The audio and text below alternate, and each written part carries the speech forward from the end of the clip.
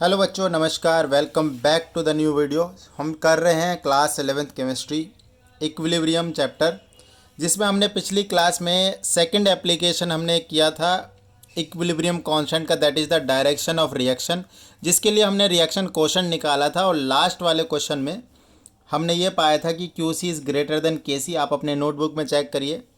तो यहाँ पे गलती से फॉरवर्ड बोल दिया था मैंने, ये होगा बैकवर्ड। ये क्या होगा? ये बैकवर्ड होगा। आप अपने नोट्स में चेक करिए, मैंने यहाँ पे लिखवाया होगा Q C is greater than K C होगा। तो क्या होगा? ये होगा बैकवर्ड रिएक्शन। ये होगा बैकवर्ड रिएक्शन। सो मेरा नाम है रविशंकर और आपके इस प्यारे से यूट्यूब चैनल कैम क्रश पर आप सभी का बहुत बहुत स्वागत है। चलिए स्टार्ट करते हैं। Application number 3, that is the calculation of equilibrium concentration. Third application, calculation of equilibrium concentration. Equilibrium concentration, ठीक है।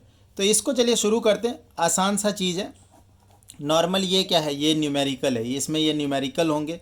आपको बेसिकली मैं एक न्यूमेरिकल करके दिखाऊंगा इसमें कि इक्विलिब्रियम कॉन्संट्रेशन हम कैसे निकाल सकते हैं इक्विलिब्रियम कंसंट्रेशन की मदद से। इसके लिए मैं एक बढ़िया सा एग्जाम्पल वाला क्वेश्चन ही लेता हूँ, बुक का ही लेता हूँ। दैट इज़ अ 13.8 ग्राम। एक मैं रिएक्शन लिख लेता हूँ पहले। तो N2O4 गैस। बहुत आराम से समझिएगा, अच्छा क्वेश्चन है। आपके एग्ज़ाम के हिसाब से 3 मार्क्स का क्वेश्चन ये बनता है। देखिए N2O4 जो 13.8 ग्राम दिया गया है, और ये यहाँ पे जो वॉल्यूम है वो 1 लीटर है, और टेम्परेचर भी आपको दिया हुआ है 400 केल्विन, ठीक है। And allow to attain the equilibrium. तो सबसे पहली बात, अब मुझे क्या करना पड़ेगा? मुझे कम से कम यहाँ पर कंसंट्रेशन निकालना पड़ेगा, ठीक है। यहाँ पे क्या निकालना पड़ेगा मुझे? कंसंट्रेशन, या फिर मुझे यहाँ पर प्रेशर निकालना पड़ेगा, इस तरीके से। तो हमारे पास एक, देखिए इधर देखिए, यहाँ पर हमारे पास एक फार्मूला होता है गैस का। जब गैस की हम बात करते हैं, पी वी बराबर NRT। इस फार्मूला को आइडियल गैस इक्वेशन कहते हैं, या फिर इस इक्वेशन को आइडियल गैस इक्वेशन कहते हैं। और यहाँ पर ये सब वैल्यू हम यहाँ पर पुट करेंगे। एन की वैल्यू निकाल लेंगे पहले, given mass upon molar mass से। आपको इसका मास देखो 13.8 दिया गया है, राइट। और N2O4 का अगर मोलर मास निकालेंगे तो ये हो जाएगा बच्चों 28 + 64, दैट इज़ 92। कितना आ गया? 92। तो ये इसको 92 से आप डिवाइड कर दीजिए। तो मोल अगर आप इसको डिवाइड करोगे तो 0.15 के आसपास ये आ जाएगा। क्लियर है? यस। सो अब क्या करेंगे? इसमें वैल्यू डालेंगे। और आपको बता दूँ, ये जो आर की वैल्यू इन टर्म्स ऑफ क्या लेनी है इस बारी? जैसे कि मैं चाहता हूँ कि मेरा आंसर आए बार में, तो आर की वैल्यू ले लूँगा मैं 0.083, क्योंकि वो होता है बार वाली, ठीक है। आर की कई सारी वैल्यू होती है, तो मैं डायरेक्ट वैल्यू डालता हूँ। पी वॉल्यूम देखो 1 लीटर है, तो ये तो 1 ही रहेगा, इसमें तो कोई चेंज नहीं कर सकते हम। और एन की वैल्यू 0.15 आ गई हमारी। आर की वैल्यू बच्चों मैं लूँगा 0.083 बार डेसीमीटर क्यूब पर केल्विन पर मोल होता है, और ये हो जाएगा 400, ठीक है। तो जब इसको हम मल्टीप्लाई वगैरह करेंगे तो ये लगभग आ जाएगा हमारा 4.98 बार, ठीक है। मतलब ये जो कंडीशन दिया गया ना, इसके कॉरस्पॉन्डिंग प्रेशर आ गया। टाइम 0 पे हमारा प्रेशर है 4.98, ठीक है। याद करो, मैंने एक बार क्वेश्चन एक करवाया था, लास्ट टू लास्ट वीडियो में शायद करवाया था। आप अगर वीडियो को प्रॉपर फॉलो कर रहे हो तो आपके नोट्स में दिख जाएगा। अब देखो यहाँ पे बेसिकली हमें रिएक्शन चलाना है। तो देखो इसका कुछ इनिशियल ये प्रेशर है। जब ये इक्विलिब्रियम को रीच करेगा तो इसमें से कुछ प्रेशर रिड्यूस होगा और इसका कुछ प्रेशर बनेगा। तो 1 से 2 बन रहा है। तो मैं अगर ये मानूँ कि इसका पी प्रेशर कम हो गया, तो ऑब्वियस सी बात है इसका 2p प्रेशर बनेगा, राइट। इसका अगर पी प्रेशर कम हुआ है तो इसका 2p प्रेशर बनेगा, ठीक है। चलो पहले तो मैंने जो क्वेश्चन है ये पूरा नहीं लिखा है। उसके बाद इसने क्वेश्चन में बोला है कि जो total pressure at equilibrium was found to be 9.5 bar. जो टोटल प्रेशर इक्विलिब्रियम पे कितना है? 9.15 बार, ठीक है। इसीलिए मैंने बार वाली वैल्यू लिखी थी। क्लियर है? तो ये मतलब ये दोनों प्रेशर का जो सम है 4.98 माइनस पी और 2p, इसका जो सम है वो जो ये टोटल प्रेशर उसके बराबर हो जाएगा, राइट। माने 4.98 प्लस पी बराबर हो जाएगा 9.15। तो इसका मतलब जो पी जो क्या हो जाएगा 9.15 माइनस 4.98। क्लियर है। तो बच्चों इसको सॉल्व कर लेंगे तो ये वैल्यू कितनी आ जाएगी, इसको आप माइनस कर लीजिए, ये आ जाएगा 4.17 बार आ जाएगा। ठीक है, आप इसको माइनस कर लेंगे तो 4.17 बार आ जाएगा। नाउ पार्शियल प्रेशर निकाल लेते हैं। देयरफॉर प्रेशर ऑफ NO2 कितना आ गया, 2 इंटू में 4.17, दैट मीन्स 8.34 बार है। इक्विलिब्रियम पे नाइट्रो का NO2 का पार्शियल प्रेशर।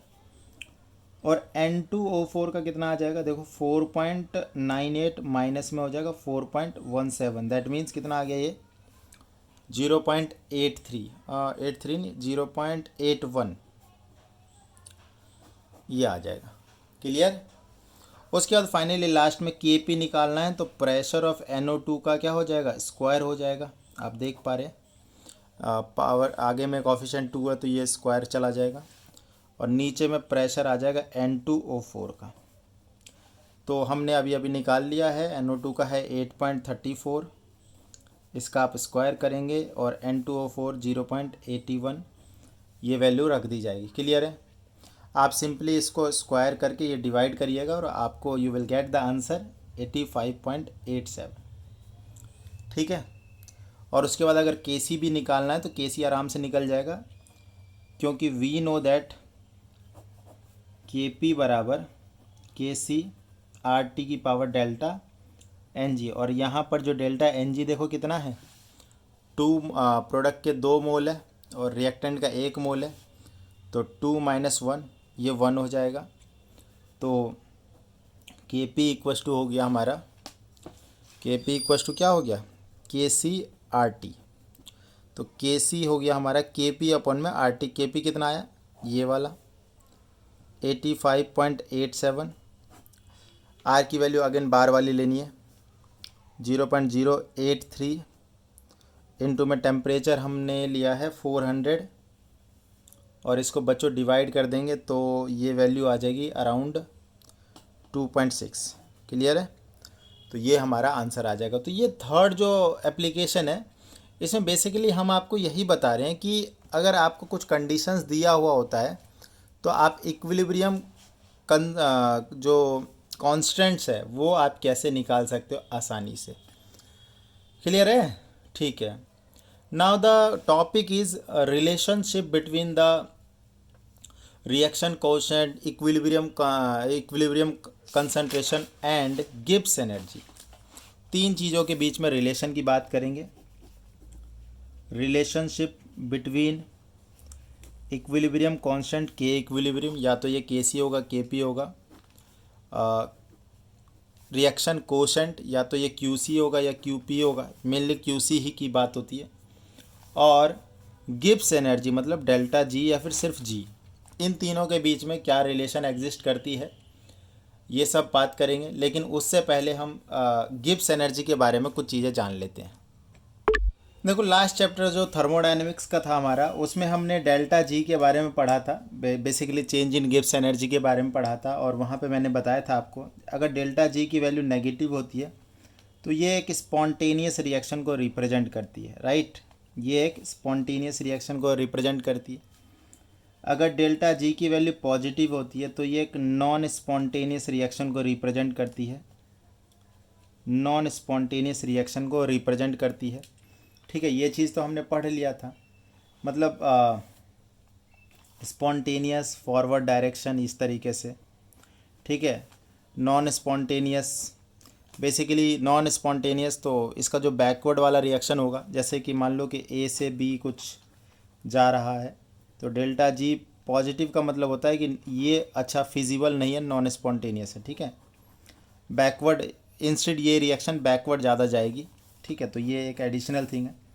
अगर डेल्टा जी की वैल्यू 0 है, इसका मतलब वो होता है इक्विलिब्रियम अटेन कर चुका है, इक्विलिब्रियम अटेन हो चुकी है।